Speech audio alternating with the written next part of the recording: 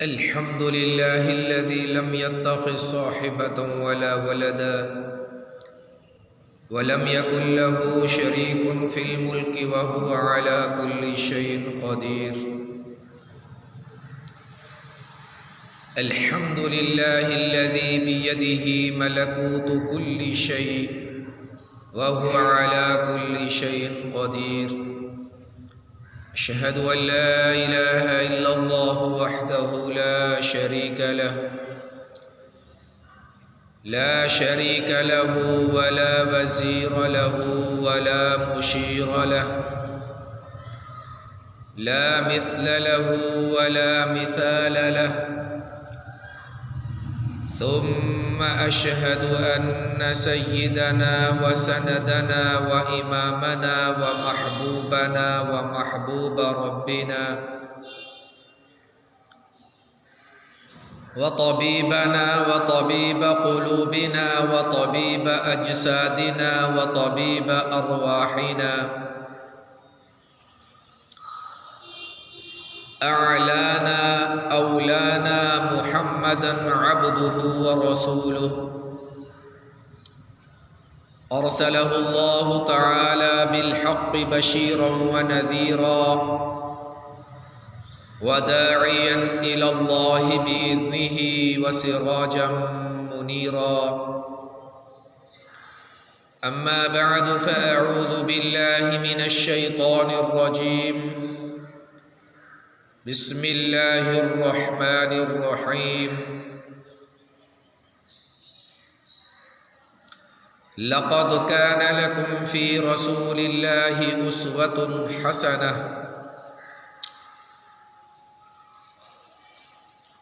وعن النبي صلى الله تعالى عليه وسلم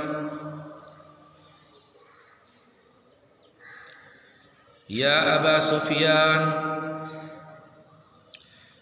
جئتكم بكرامة الدنيا والآخرة أسلموا تسلموا، أو كما قال عليه الصلاة والسلام.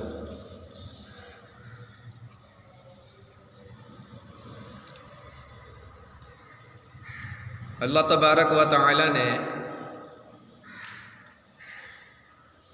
محمد صلی اللہ علیہ وسلم کو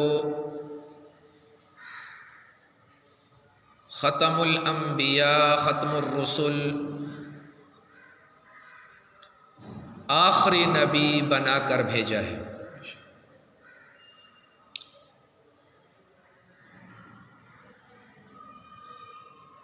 جب آخری نبی ہے تو شریعت بھی آخری، دستور حیات بھی آخری، کامیابی کے طریقے جو بتلا دیے وہ حتمی اور آخری ہیں، اور ایسے ہی جو ناکامی کے راستے بتلائے وہ بھی حتمی ہیں. مطلب کیا کہ اب اگر کسی نے کامیاب ہونا ہے تو اس کے لیے بھی ضروری ہے کہ وہ محمد صلی اللہ علیہ وسلم کی شریعت کی تابعداری کرے. اس کے برعکس جس نے خلاف ورزی کی اور آپ صلی اللہ علیہ وسلم کے طریقے سے ہٹ کر دین کے نام پر کوئی بھی طریقہ اختیار کیا تو وہ ناکامی کی طرف جائے گا. آخری نبی کا مطلب ہی یہی ہے کہ جو بھی آپ صلی اللہ علیہ وسلم حکم لے کر آئے امت کو بتلایا، تو جو کچھ بتلا گئے بس وہی ہے. جس کو دین کہا، دین کا حصہ بتایا، وہ چیز دین ہوگی، دین کا حصہ ہوگی. اب اگر آج کے دور کے اندر کوئی زیادہ پڑھا لکھا سکول کے لیول سے یا دین کے لیول سے دینی اعتبار سے یا دنیاوی اعتبار سے زیادہ پڑھا ہوا ہو اور وہ کوئی نئے طریقے سے دین کو پیش کرنا چاہے، اس پر جس پر آپ صلی اللہ علیہ وسلم کی مہر نہیں ہے، صحابہ کرام رضوان اللہ تعالی علیہم اجمعین کا اس پر عمل نہیں ہے، اور وہ چیز شریعت سے ٹکرا رہی ہے، تو معلوم یہ ہوا، بلکہ معلوم کیا ہوا، پکی ٹھکی بات ہے، وہ چاہے شکل و صورت کے اندر کتنا ہی بڑا پاکیزہ اور معتبر اور مقدس نورانی چہرے والا کچھ نظر آئے، تو ہم اس کی بات کو اس کے منہ پر مار دیں گے کہ یہ دین نہیں ہے، کیونکہ دین وہی ہے جو محمد لے کر آئے۔ یہ بنیادی کلیہ ہے۔ آج مختلف فرق کے لوگ، مختلف نظریے کے لوگ، مختلف عقائد کے لوگ جہاں دو چار کی ٹولیاں بن کے بیٹھ جاتے ہیں تو دین پہ تبصرہ ہوتا ہے۔ تو اللہ کے نبی نے فرمایا الدین یسر، دین تو آسان ہے، لیکن اگر دین کو آسان سمجھے تب نہ کہ جب وہ یہ مانے کہ جو محمد صلی اللہ علیہ وسلم لے کر آئے اور جو کچھ انہوں نے صحابہ میں منتقل کیا ہے وہی دین ہے۔ جب تک اس بندے کے پاس جو کہتا ہے کہ میں یہ دین ہے، اس کا اجر ہے، اس کا ثواب ہے، جب تک اس بندے کے پاس آقا کی مہر نہیں ہے، اس وقت تک اس بات کو قابل قبول نہیں کیا جائے گا۔ اسی کے حوالہ سے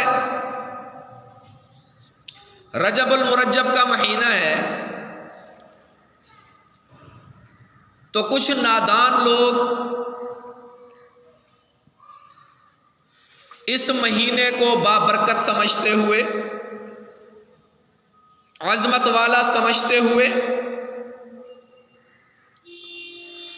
مختلف قسم کی عبادات کو کرنا شروع کر دیتے ہیں، یہ سوچ کے کہ رجب کے مہینے میں عبادت کریں گے تو اس کا اجر زیادہ ہو جائے گا۔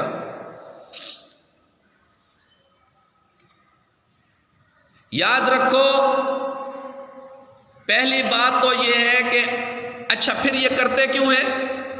بابرکت کیوں سمجھتے ہیں؟ بابرکت اس لیے سمجھتے ہیں کہ اس مہینے میں آقا کو معراج ہوا ہے۔ پہلی بات تو یہ ہے کہ آقا کو معراج رجب المرجب کے مہینے میں ہوا، اس میں بھی اختلاف ہے۔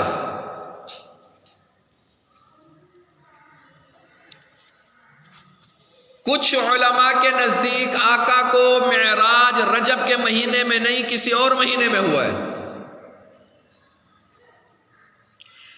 پھر رجب کے مہینے میں جنہوں نے لکھا وہ بھی 27 رجب حتمی نہیں ہے جو مشہور ہے۔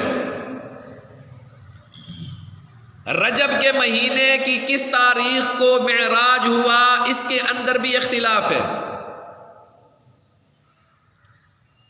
پھر اگر یہ تسلیم کر لیا جائے کہ آقا کو معراج رجب کے مہینے میں ہوا ہے،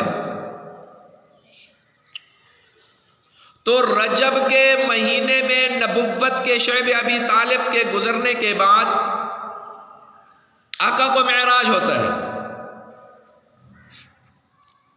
تو معراج سے واپسی پر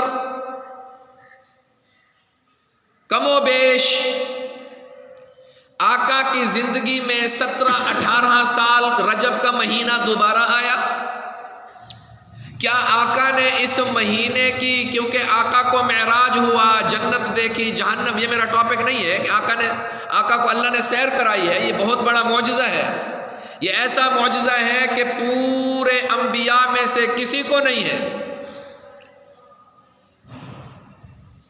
لیکن کیا آقا نے واپسی پہ آ کر صحابہ کو یہ بتایا کہ رجب کا مہینہ بڑی شان والا مہینہ ہے، اس مہینے میں حلوے پکایا کرو یا اس مہینے میں روزے رکھا کرو، اتنا اتنا ثواب ہے؟ کوئی حدیث نہیں ملتی۔ پھر ابو بکر رضی اللہ تعالی عنہ کے دور خلافت میں 4 سال رجب کا مہینہ آتا ہے۔ کیا ابو بکر صدیق رضی اللہ تعالی عنہ نے کیا اس کی پابندی کی کہ آقا کو رجب میں معراج ہوا تو بڑی عظمت والا، بڑی شان والا، بڑا مکرم و معظم و مشرف مہینہ ہے، تو اس مہینے میں رات کو عبادت کی جائے، رات کو تہجد کی اہتمام زیادہ کیا جائے، عبادات زیادہ کی جائیں، یا 27 رجب کو مان کر کے آقا کو معراج ہوا ہے تو 27 رجب کو کوئی روزے رکھے جائیں؟ کوئی ثابت نہیں ہے۔ اسی طرح حضرت عمر رضی اللہ تعالی عنہ کے دور کے اندر بھی تقریباً 12 مرتبہ رجب المرجب آیا ہے۔ حضرت عثمان کے دور کے اندر بھی تقریباً اتنا آیا ہے۔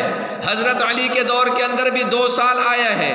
تو خلفائے اربعہ، خلفائے راشدہ میں سے کسی ایک نے بھی اس کا اہتمام نہ کیا، نہ کرایا، نہ حکم دیا ہے کہ رجب کا مہینہ بڑے شرافت والا، بڑی عظمت والا مہینہ ہے تو اس میں روزے رکھو، اس میں مٹھائیاں تقسیم کرو، یا اس کے اندر کوئی مخصوص قسم کی عبادات کرو۔ ایسا کوئی ثابت نہیں ہے۔ لہذا میں شروع میں عرض کر چکا ہوں کہ نبی محمد صلی اللہ علیہ وسلم آخری نبی ہے۔ اس کے بعد کسی امت میں سے کسی نے بھی اگر اعلان نبوت کیا، وہ کذاب ہے، وہ جھوٹا ہے، وہ دجال ہے، وہ جہنمی ہے،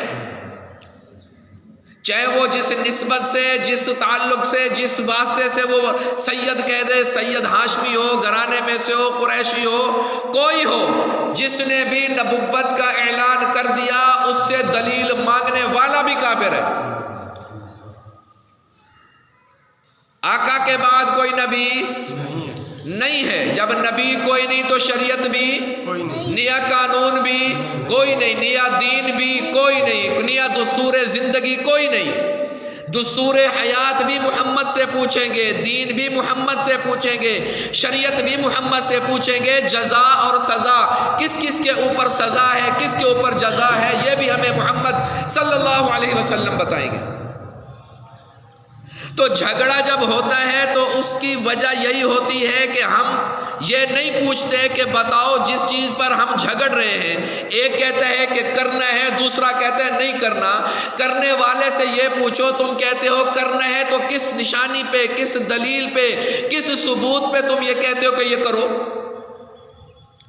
کیونکہ بعد الانبیاء سب سے اونچا مرتبہ تمام اجماع امت میں، سب سے اعلیٰ مرتبہ نبوت کے بعد حضرت ابو بکر صدیق کا ہے۔ حضرت ابو بکر رضی اللہ تعالی عنہ ان کا ہے۔ تو اگر کوئی یہ کہے کہ حضرت ابو بکر صدیق رضی اللہ تعالی عنہ سب سے اعلیٰ مرتبہ ہے، سب سے اونچا مرتبہ ہے، کیا نبوت کے بعد ابو بکر صدیق نے یہ عمل کیا ہے؟ کہیں سے ثابت نہیں ہے۔ تو اس وجہ سے یاد رکھیں، جب بھی کوئی آدمی یہ کہے کہ یہ دین ہے، ہم اس سے یہ پوچھیں گے اس کی دلیل لے آ۔ جھگڑا نہیں ہے، چاہے وہ بریلوی ہے، چاہے وہ دیوبندی ہے، چاہے وہ غیر مقلد ہے، چاہے وہ شیعہ ہے، کوئی ہے، دلیل ہے۔ دین دلیل کا نام ہے۔ جزا اور سزا سوائے نبی کے کسی صحابی کو بھی اجازت نہیں یہ بتانے کی کہ اس چیز کے اندر سزا ہے، اس چیز میں جزا ہے۔ یہ صرف نبی بتا سکتا ہے، کیونکہ نبی کا تعلق، صرف نبی کا تعلق ڈائریکٹ اللہ کی ذات سے ہوتا ہے، اور سزا اور جزا کس نے دینی ہے؟ نبی بھی نہیں دیتا۔ نبی تو بتلاتا ہے، نبی تو پیغمبر ہے، نبی تو ڈاکیہ ہے، نبی تو رسول ہے، نبی تو مرسل ہے، مرسل بھیجنے والا وہ اللہ ہے۔ اللہ نے جبرائیل کو بھیجا، جبرائیل نے آ کے محمد صلی اللہ علیہ وسلم کو بتایا کہ آقا جو 5 وقت کی نماز پڑھے اس کو یہ رب کہتا ہے یہ دوں گا، جو 5 وقت کی نماز نہیں پڑھتا اس کو یہ سزا ملے گی، جو زکوٰۃ نہیں دیتا رب کہتا ہے اس کو یہ سزا ملے گی، روزے ہیں جو روزے رکھے گا رب کہتا ہے اس کو یہ اجر ملے گا، اس کی منہ کی بدبو بھی رب کہتا ہے مجھے مشک سے زیادہ پسندیدہ ہے۔ یہ تو رب بتلاتا ہے نبی کو کہ میں اس چیز سے خوش ہوتا ہوں اور اس چیز سے ناراض ہوتا ہوں۔ ابو بکر کے پاس جبرائیل تو نہیں آیا، عمر عثمان علی کے پاس جبرائیل تو نہیں آیا رضی اللہ عنہم اجمعین۔ اس وجہ سے جزا اور سزا کون بتلا سکتا ہے؟ صرف اللہ، نبی بتلا سکتا ہے کہ اس چیز کے اندر سزا ہے میرا رب کہہ رہا ہے، اور اس چیز کے اندر جزا ہے میرا رب کہہ رہا ہے۔ باقی نبی کے علاوہ تو کسی امتی کے اوپر نہ فرشتہ اترا، نہ جبرائیل اترا، نہ وحی اتری ہے، وہ کیسے بتا سکے گا؟ تو بعد الانبیاء حضرت ابو بکر صدیق کا مرتبہ ہے، حضرت ابو بکر کو بھی یہ اجازت نہیں ہے کہ وہ کسی چیز کے اندر بتائے اس میں جزا ہے اس میں سزا ہے، یہ صرف نبوت کا مقام ہے جو بتائے گا۔ تو اس وجہ سے جب بھی کسی کے ساتھ کوئی دینی بحث ہو کرنی چاہیے اپنے علم کے مطابق، استعداد کے مطابق، فضول بحث نہ ہو، علمی بحث کرنی چاہیے لیکن دلیل کے ساتھ۔ جب دلیل ہوگی، اس کے پاس حدیث ہوگی، اس کے مقابلے کے اندر کوئی اور حدیث نہیں ہے تو اس کی بات کو مانا جائے گا۔ اس لیے امام ابو حنیفہ رحمۃ اللہ علیہ فرمایا کرتے، میں نے جو مسئلہ بتایا، جو فتویٰ دیا ہے، اگر میرے فتوے کے خلاف کوئی ضعیف حدیث بھی ثابت ہو جائے تو میں ابو حنیفہ کا فتویٰ دیوار پہ مار کے حدیث کو لیا کریں۔ ضعیف حدیث کے مقابلے میں بھی اگر میرا فتویٰ، امام اعظم امام ابو حنیفہ رحمۃ اللہ علیہ کا قول ہے کہ اگر میرا فتویٰ ضعیف حدیث کے مقابلے میں ٹکرار ہے، یعنی ضعیف حدیث کچھ کہتی ہے، صحیح حدیث نہیں، ضعیف حدیث کچھ کہتی ہے اور میرا فتویٰ کچھ کہتا ہے، تو پھر میرے فتوے کو دیوار پہ مار دینا، حدیث پہ عمل کرنا، یہ حدیث ہے۔